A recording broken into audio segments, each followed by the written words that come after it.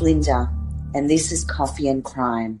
This podcast explores real cases involving violence, loss, and the darker side of human nature. Some details may be confronting. Listener discretion is strongly advised.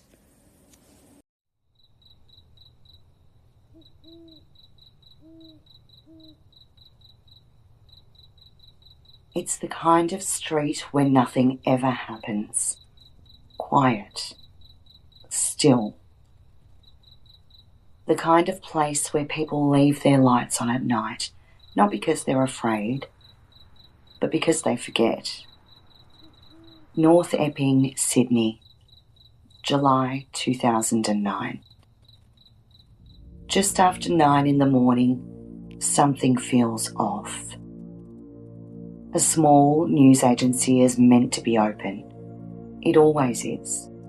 Same time, same routine, every single day. But today, the shutters are still down. There's no lights, no movement. At first, it doesn't mean anything. People sleep in. Things happen. But as the minutes pass, that feeling creeps in. Something isn't right. And by the time anyone realises what's actually happened, 5 people are already dead.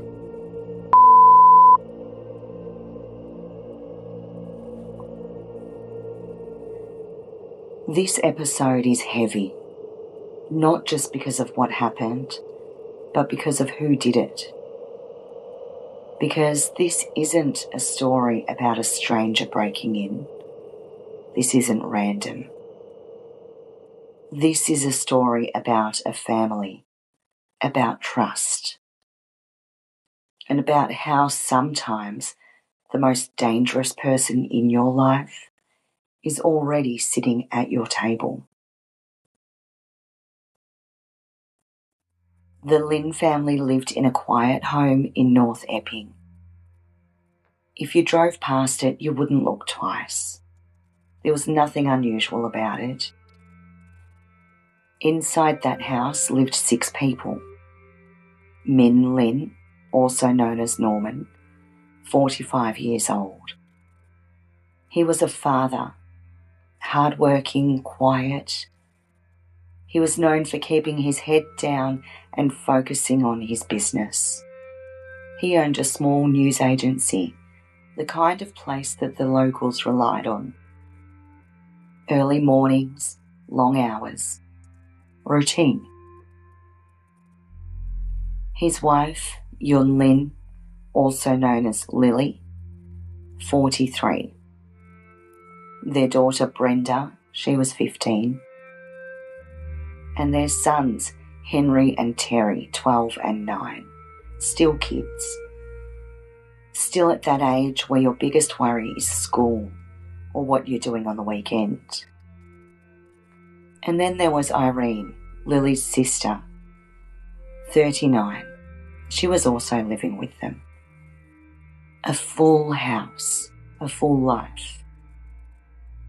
The kind of home that feels busy, warm and constant. 17th of July 2009. Brenda is excited to be going on a school trip to New Caledonia. And that is the only reason she survives. Because later that night, someone walks into that house. Not breaks in, walks in. There's no forced entry, no smashed windows, no signs of panic from the inside the house. Just quiet access, like they belong there.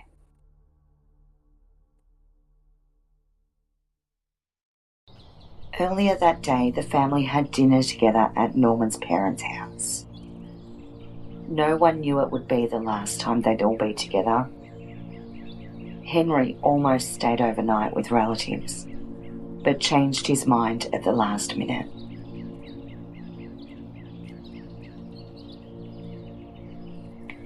At some point between 2 a.m. and 5 a.m. in the night, the power is cut.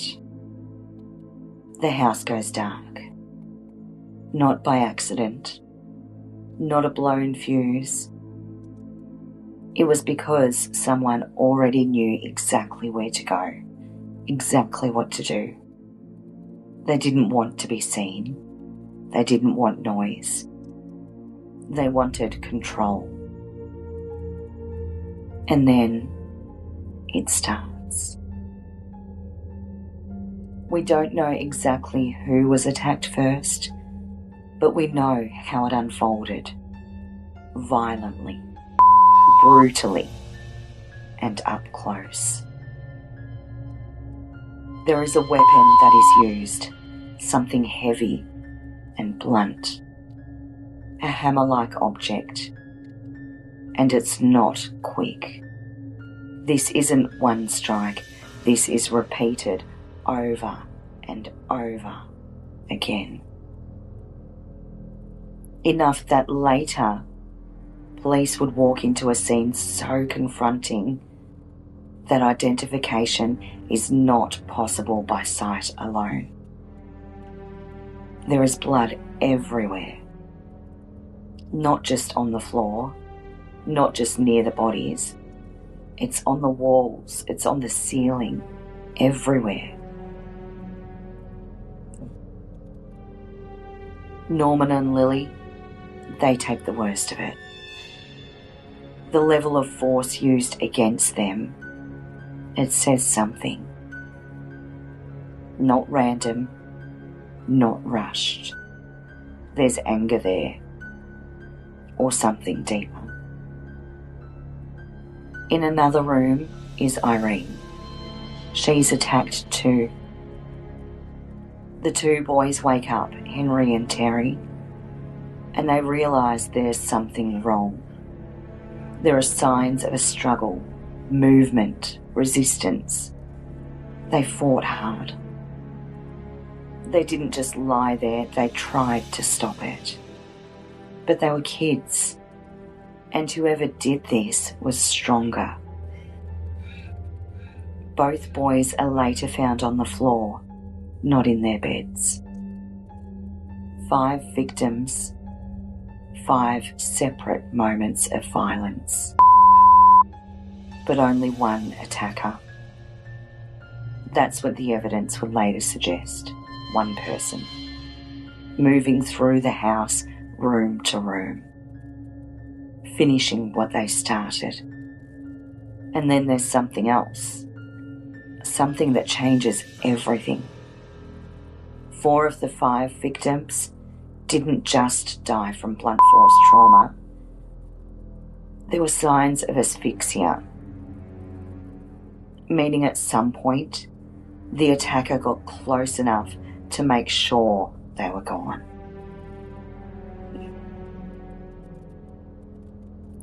When the police later examined the house, they find something chilling. 24 bloody footprints tracked across the floor, from room to room, back and forth. Not rushed, not panicked, measured. But there's one place that those footprints don't go. Brenda's room. Not a single one. Whoever did this knew she wasn't there.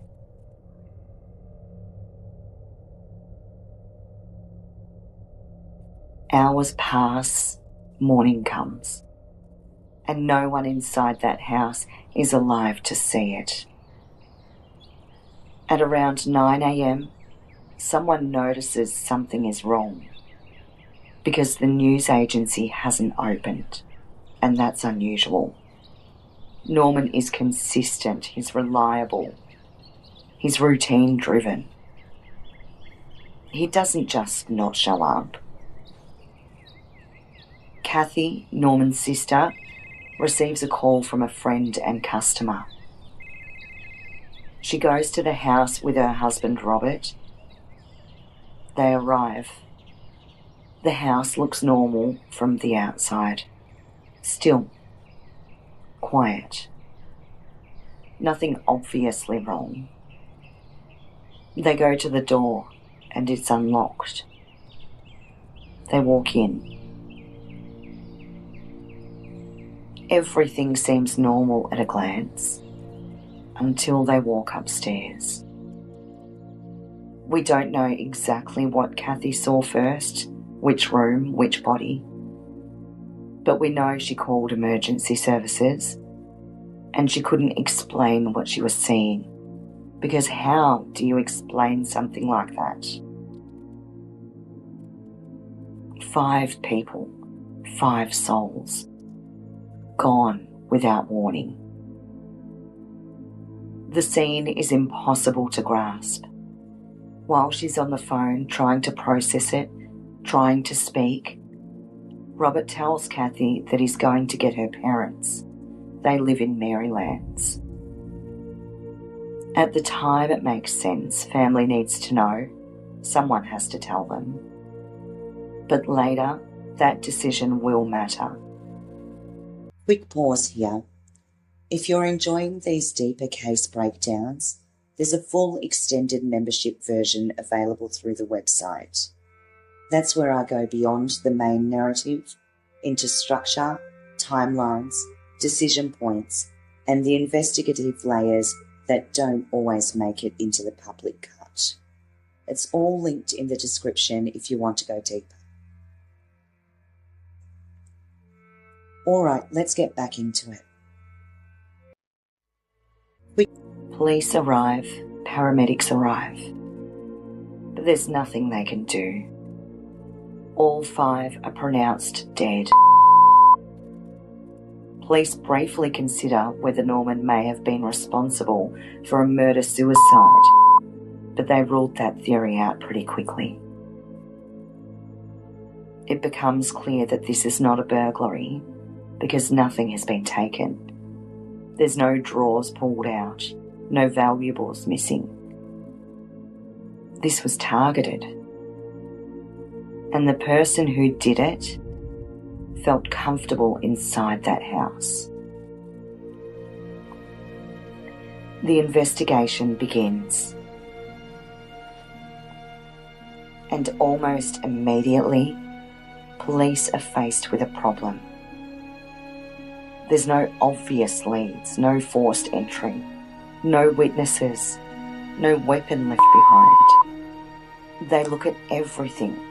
Norman's business, his past, even the possibility of revenge, because at one point they consider whether a robbery Norman had witnessed could be connected. They speak to multiple people, friends, family, associates, anyone who might know something. And one by one, those leads disappear. Meanwhile, Brenda is still overseas, 15 years old, and she hasn't even been told properly yet. She finds out through Facebook.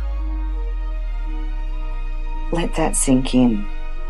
You're in another country on a school trip. You open your phone and your entire family gone. Back in Sydney, the case starts to stall. Police know one thing for certain, that the killer acted alone. And whoever it was had access. That narrows things down a lot. But still, there's nothing concrete. No arrests, no charges. Just a brutal crime sitting there, waiting to be solved. And then quietly, without announcing it, police start watching someone. Not a stranger, not a known criminal. Someone close. Behind the scenes, police quietly shifted their focus toward Robert Xie. Then Brenda returns home and the funerals are held on the 8th of August. Kathy and Robert become her legal guardians. They take over the news agency. They step into the space left behind. And from the outside, it looks like a family pulling together. But behind the scenes, something isn't right. And slowly, that becomes harder to ignore. Months pass. The investigation continues. But publicly, there's nothing. No arrests, no suspects, just silence.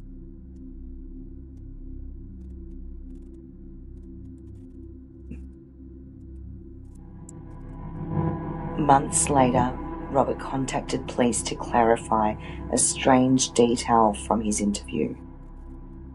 His reference to the number of bodies inside the house.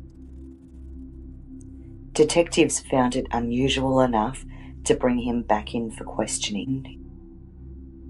He's quiet, careful, measured. But now there's something else, awareness. Like he knows he's being watched. While they're speaking to Robert, they go back to Kathy. They started asking more detailed questions and eventually they show her something. Photos of the crime scene, specifically the bloody footprints. 24 of them. Clear enough to analyse. They tell her that they believe the shoes are Asics, and then they ask her, what kind of shoes does Robert have? It's a simple question, but it lands. Because now the focus is shifting from general investigation to something more specific, something closer. And then just days later, surveillance picks up something strange. Robert is at home, going about his day. Normal, routine. But then he takes an Asics shoebox and he starts cutting it up. Not throwing it away, not recycling it. Cutting it into pieces and then flushing it down the toilet, piece by piece. Over and over until it's gone. Now think about that. Who destroys a shoebox like that?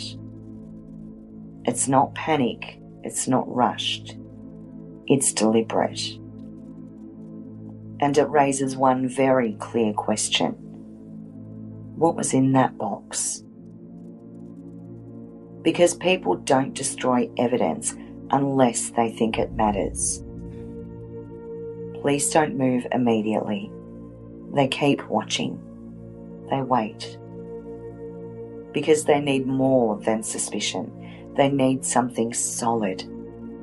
Something that ties him directly to the house, to that night. And then they find it. And then they find it in Robert's garage. It doesn't look like much, just a stain on the floor. Partially hidden under a chest of drawers. Something you wouldn't notice unless you were looking for it. But the police are looking. They take samples, they send it off for testing, and then they wait. Because forensic results take time. But when they come back, everything changes. The stain contains DNA, not just one person, not two, but 4 of the 5 victims. Norman, Lily, Henry, and Terry, 4 members of the Lynn family inside Robert's garage.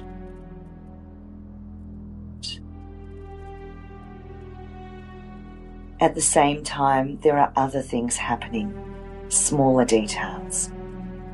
But they start to build a picture. On the morning of the murders, Robert had cleaned his garage thoroughly, before anyone even knew what had happened, before police had arrived, before the scale of the crime was public. He cleaned. Why? What was he removing? What was he trying to hide? Because cleaning isn't unusual, but timing is. And in a case like this, timing matters.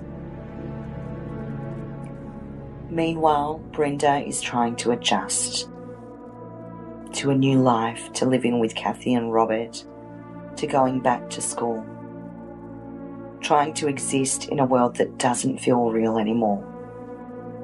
And people around her start to notice things. The principal connects Brenda with a lawyer, someone independent, someone outside of the family. And that decision will become important later. By May 2011, police have enough evidence. They move in just after 9 a.m, almost the same time that the bodies were discovered, 2 years earlier. They arrest him. No resistance, no scene, just quiet compliance.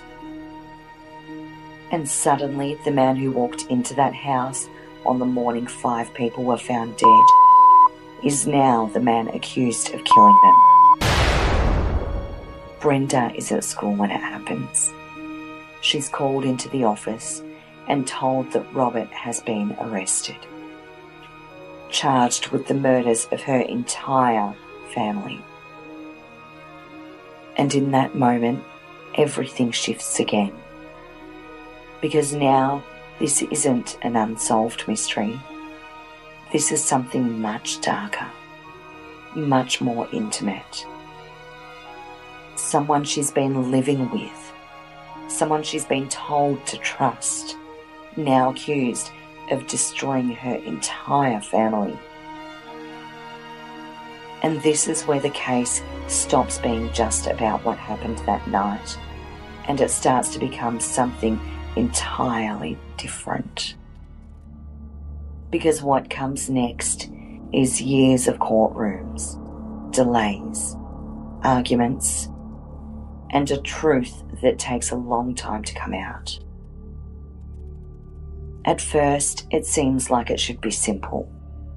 There's a suspect, there's evidence, there's a clear timeline building.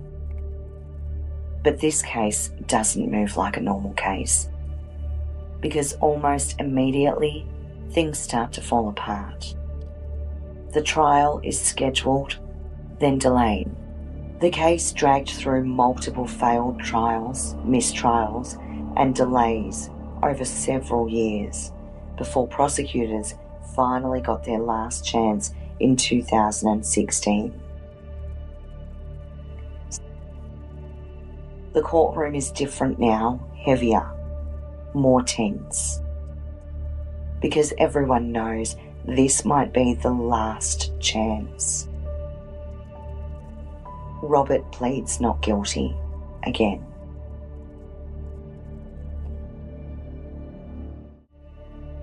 The prosecution begins building their case piece by piece, carefully, because they don't have a confession. They don't have a weapon. What they have is a collection of details, each one small on its own, but together tells a story. They talk about access, no forced entry, which means the killer either had a key or was let in. They talk about the power being cut. Someone who knew exactly where the circuit breaker was. They talk about footprints, one set, one person, moving through the house. And then they bring it back to Robert, a family member, someone familiar, someone who had been inside that home before, someone who knew the layout, the routines, who was there, who wasn't. They presented the ASIC's evidence, the shoe prints, the destruction of the shoebox, not proof on its own, but its behaviour, suspicious behaviour.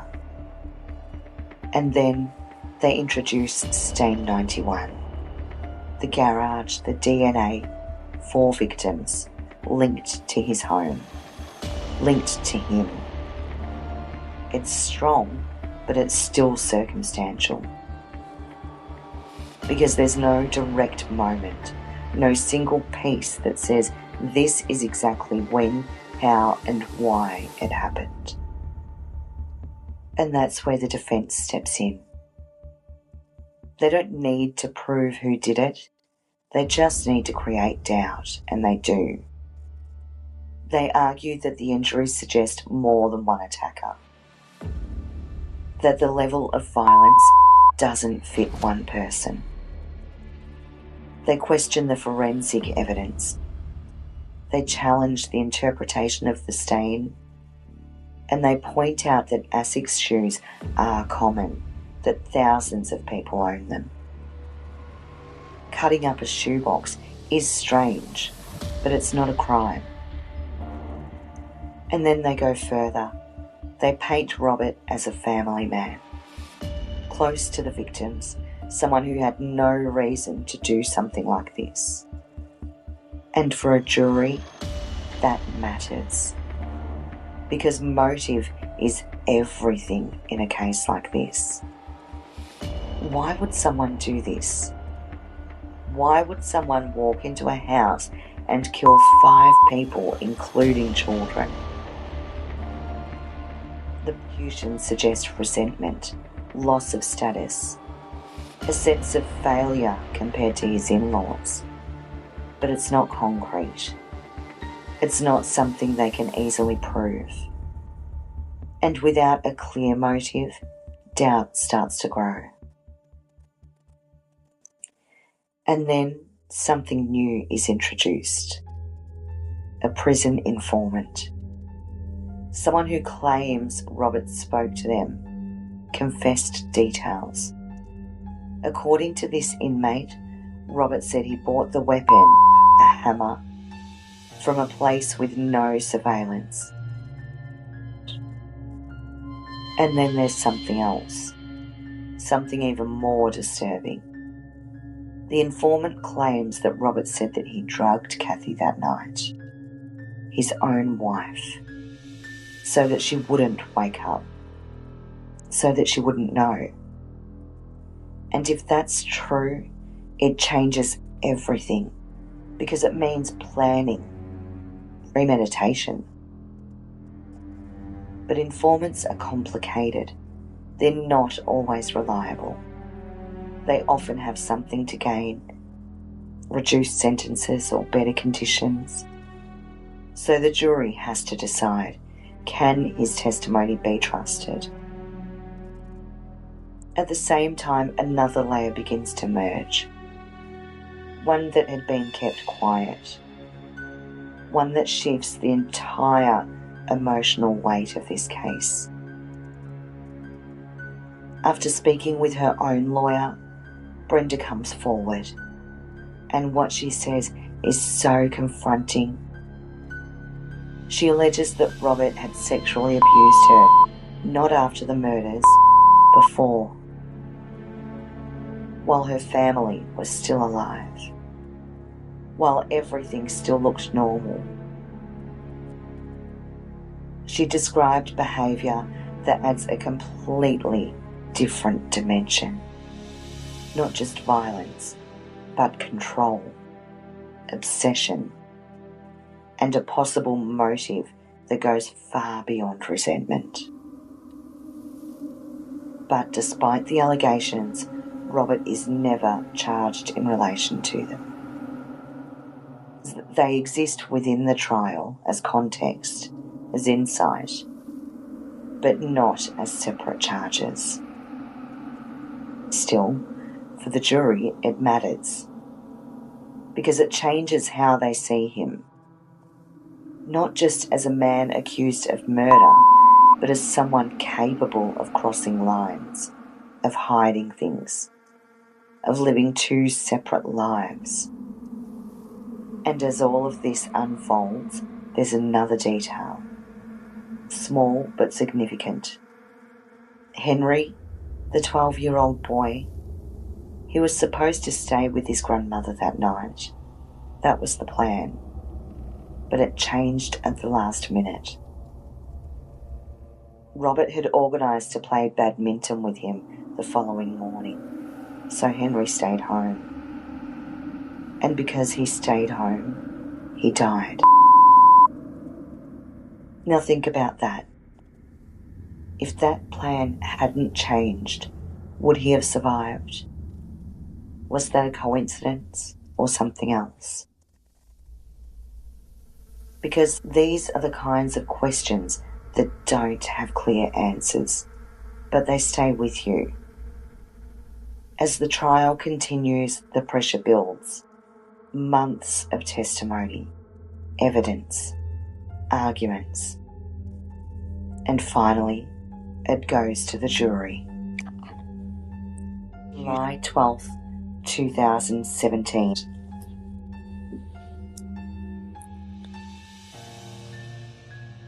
After lengthy deliberations, the jury returned a majority guilty verdict. 5 counts of murder. After everything, after all the delays, after all the uncertainty, there is finally an answer, at least legally. Robert Xie is convicted of killing Min Lin, also known as Norman Lin, Yun Lin, also known as Lily Lin, Henry Lin, Terry Lin, and Irene Lin. 5 members of his own extended family gone in one night inside their own home. And the man responsible was someone they trusted, someone who had sat with them the night before, spent time with them, been part of their lives. That's what makes this case so heavy. Not just the violence, but the proximity, the closeness. Because it wasn't random, it came from inside. Sentencing follows in February 2017. The courtroom is silent because everyone already knows what's coming.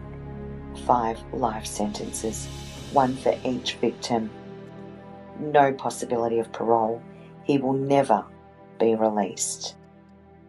The judge speaks about his brutality, the scale of the violence, the impact.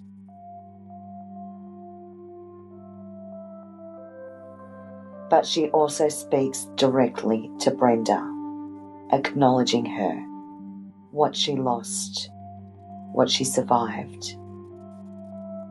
Because she didn't just lose her parents, she lost her brothers, her aunt, her entire immediate family in one night at 15 years old.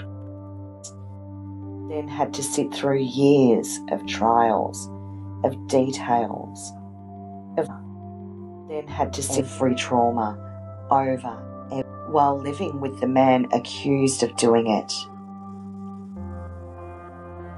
until he was arrested. And even after the conviction, not everything is resolved, because Kathy still believes him, still stands by him. Even after the verdict, even after the sentencing, she maintains his innocence. And that creates a line that can't be crossed between her and Brenda, because one accepts the outcome and one rejects it, and there's no middle ground. The relationship breaks and it stays that way. Because how would you reconcile with something like that? How do you sit across from someone who still defends the person you believe destroyed your life? You don't. And so what's left of the family remains divided. And then life moves on, at least on the surface. The case ends, but appeals are made, eventually dismissed. Legally, it's over. But for the people involved, it never really is. Because cases like this don't end with a verdict. They don't end with a sentence. They remain in the background, in memories, in questions, in moments that don't make sense. And in the quiet, there's always one thought that lingers. Not about the evidence, not about the trial, but about that night. About how someone could walk into a home where 5 people, where his own family were sleeping, and leave no one alive. Room by room, step by step, knowing exactly where to go, knowing exactly who was there and who wasn't.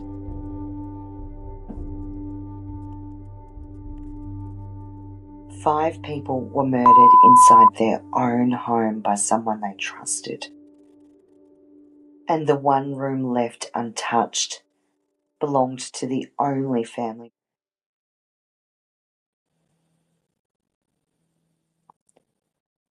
If you've made it this far, thanks for listening,